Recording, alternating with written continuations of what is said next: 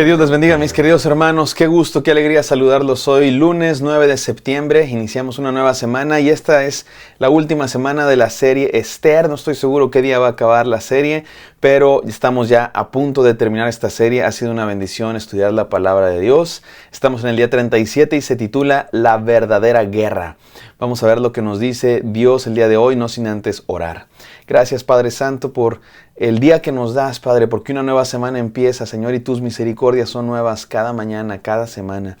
Gracias, Señor, porque el palpitar del corazón, si respiramos, si tenemos vida, si tenemos un techo, es por ti, Señor. Permítenos recibir la vida, disfrutar la vida que tú das. Y el día de hoy, Señor, aprender de ti, escuchar tu palabra, alimentarnos, Señor, de tu Santo Espíritu que ha inspirado esta palabra maravillosa para obedecerte y para aplicarla a nuestra vida. En el nombre de Cristo Jesús te damos gracias por todo. Amén. Amén, mis amados. Vamos a leer Esther 9, del 2 al 10. Dice así la palabra de Dios. Los judíos se reunieron en sus ciudades, en todas las provincias del rey Asuero, para descargar su mano sobre los que habían procurado su mal, y nadie los pudo resistir, porque el temor de ellos había caído sobre todos los pueblos, y todos los príncipes de las provincias, los sátrapas, capitanes y oficiales del rey, apoyaban a los judíos, porque el temor de Mardoqueo había caído sobre ellos. Pues Mardoqueo era grande en la casa del rey, y su fama iba por todas las provincias. Mardoqueo iba engrandeciéndose más y más y más. Sí, voy a seguir leyendo, pero antes déjenme notar esto. Es claro que Dios está dando esta victoria a los judíos. Había un grupo de personas malvados que querían exterminar a los judíos. Gente tremendamente malvada que quería aniquilarlos. Pero Dios les dio la victoria a los judíos. No nos cuenta aquí cómo fue toda la guerra, pero me parece a mí que queda claro que es Dios el que está dando esta victoria a los judíos. Y es Dios el que está engrandeciendo a Mardoqueo. Mardoqueo ahora es la mano derecha del rey, le dio su anillo, está ocupando el lugar de Amán. Otra vez se invierten los papeles. Y Dios está bendiciendo a su pueblo.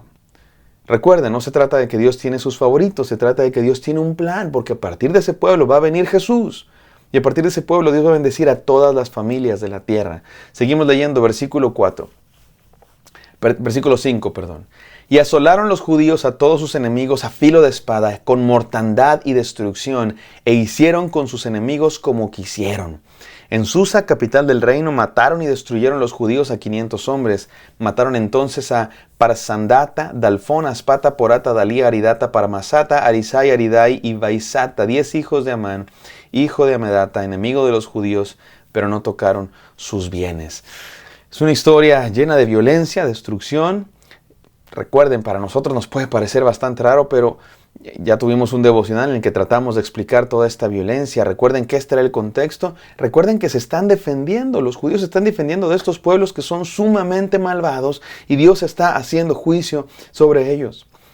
No es que la Biblia eleve y alabe la guerra, no, la guerra es algo feo, la guerra es algo que destruye, que daña muchas veces a los más inocentes. ¿Por qué la Biblia nos habla tanto de guerras? Porque es parte de la vida. El ser humano, en su pecado, crea las guerras y los conflictos. Es parte de la historia. Siempre ha habido guerras en la historia humana. ¿Sabes cuándo fue la última vez que hubo paz en el mundo?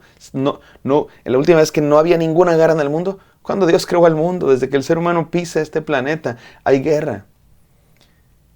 Y lo que Dios está haciendo no es, ya dijimos, no es añadir más violencia, sino combatir esa violencia. Pero hay cierto tipo de violencia que solo se puede combatir con violencia. Solo se puede detener con violencia. Pero recuerden que Cristo Jesús en la cruz del Calvario luchó el último episodio de la guerra en contra del mal. Porque mira, hermano, ¿sabes por qué hay guerra en el mundo? ¿Sabes cuál es el problema de la guerra? Te lo digo en una palabra, el pecado. El pecado es el origen de la guerra. Por eso hay guerras en este mundo. Y de hecho, hay algo más allá de la guerra que tú y yo vemos en este mundo, las bombas, las espadas, la sangre, la muerte. Algo detrás de eso. Hay otra guerra, la guerra espiritual. Y que gracias a que hay una guerra espiritual, también hay guerra material. Porque hay fuerzas malignas en este mundo que se oponen a Dios. Y hay una guerra entre los poderes del bien y los poderes del mal. Eso es innegable. Piensa tú en el relato de la creación.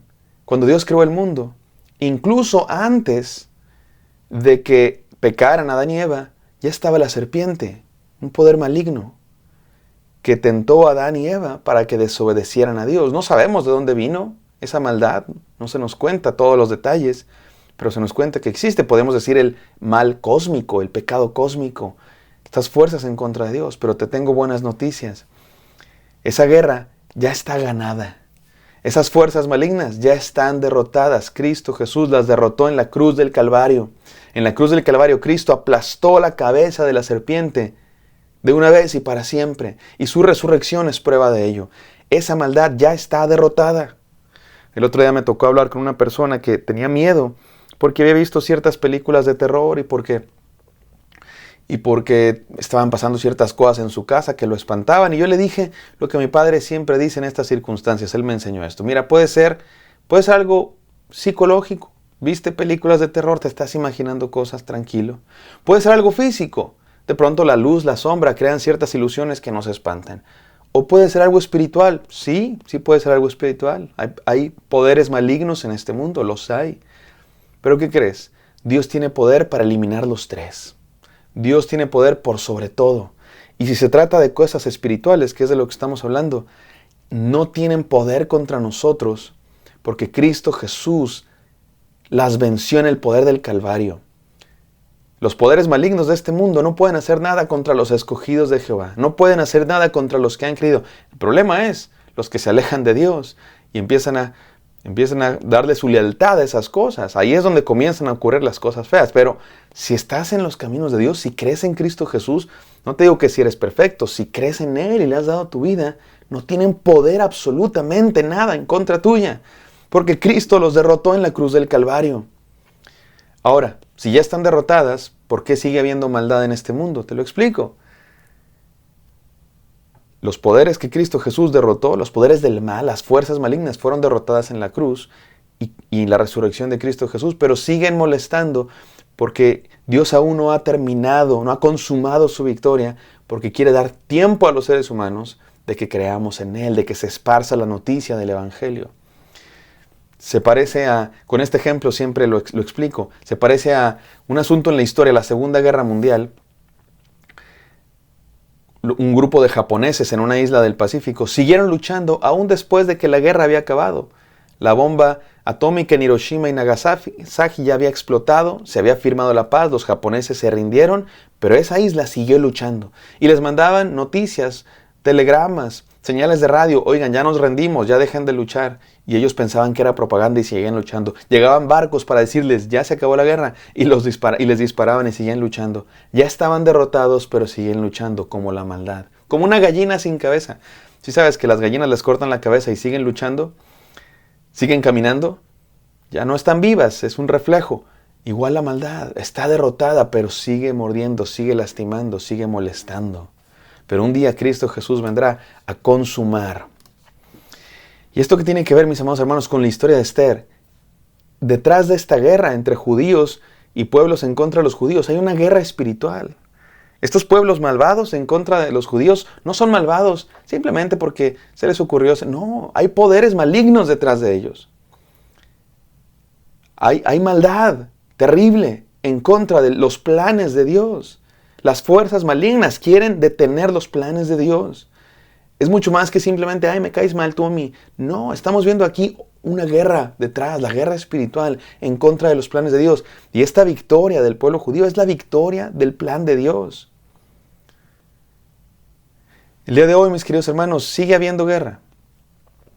Pero ya no la luchamos con espada y con ejército, porque Cristo Jesús ya la venció. Pero seguimos luchando contra ese mal. Te voy a leer el texto más famoso de este tipo de guerra, que está en Efesios 6, capítulo 6, versículo 10. Por lo demás, hermanos míos, dice Pablo, fortaleceos en el Señor y en el poder de su fuerza. Vestíos de toda la armadura de Dios, para que podáis estar firmes contra las acechanzas del diablo. Porque no tenemos lucha contra sangre y carne, sino contra principados, contra potestades, contra los gobernadores de las tinieblas de este siglo, contra huestes espirituales de la maldad en las regiones celestes. Hay una guerra, mi amado hermano, hay una guerra. Eso es innegable. Y yo sé que el día de hoy este asunto de la guerra espiritual, hay muchas cosas que se dicen, muchas de ellas que ni están en la Biblia. y yo la verdad es que rechazo muchas de las ideas de pronto místicas, supersticiosas que se dicen acerca de la guerra espiritual. Pero es innegable que hay una guerra espiritual. Pero ¿cómo se lucha esa guerra espiritual? Nos lo dice el apóstol Pablo con cosas muy prácticas, muy sencillas. Pónganse la armadura de Dios. ¿Y qué es la armadura de Dios? Los lomos, ceñidos vuestros lomos con la verdad, vestidos con la coraza de justicia, calzados los pies con el apresto del evangelio, el escudo de la fe, con que puedan apagar los dardos del maligno, el yelmo de la salvación y la espada del Espíritu, que es la palabra de Dios. No, mi amado hermano, nuestras armas no son rituales mágicos, nuestras armas no son prácticas esotéricas, nuestras armas no son bombas y espadas, nuestras armas son vivir el evangelio, practicar las enseñanzas de Jesús, de amar al prójimo todos los días. Ya no luchamos como en tiempos de Esther, con espada. Hoy luchamos con amor, con perdón, con justicia, con verdad.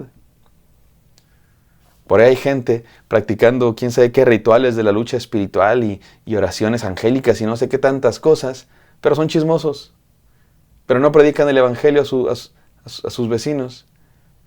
Las armas que nos habla la palabra es vivir el evangelio, vivir las enseñanzas de Jesús. Déjame termino con estas 3 enseñanzas. Número 1, identifica tu ejército. En esta guerra, mi amado hermano, ¿en qué ejército estás? ¿En el del bien o en el del mal? Este era el problema entre judíos y los que los querían matar. No es una cuestión nacional, no es una cuestión cultural. Dios no estaba a favor de unos por su bandera. No, es una cuestión del bien contra el mal. ¿De qué lado estás? ¿Con quién estás luchando, mi amado hermano? Número 2, identifica tus armas. ¿Cuáles son tus armas? Las armas del mal son la violencia, la mentira, el chisme, la idolatría. Las armas del bien es el amor, el perdón, la gracia, el amor, el gozo, la paz, la fe, la paciencia. Identifica tus armas, mi querido hermano, y ponlas a pelear. Ya no luchamos con espada, luchamos con amor. Y número 3, identifica tu victoria. Si eres del lado del bien, tienes la victoria, tienes la vida. Si eres del lado del mal, mi amado hermano, tienes garantizada la muerte. Únete al ejército de Dios, identifica tus armas del amor y prepárate para la victoria que Cristo Jesús traerá. Vamos a orar. Gracias, Padre Santo, por este devocional. Gracias por tus enseñanzas. Te amamos, te bendecimos. En el santo nombre de Cristo Jesús te pedimos que sigamos esta lucha del lado del bien. Amén. Dios los bendiga, queridos. Espero que esto haya sido de bendición para ustedes. Me encantaría encontrarlos el día de mañana.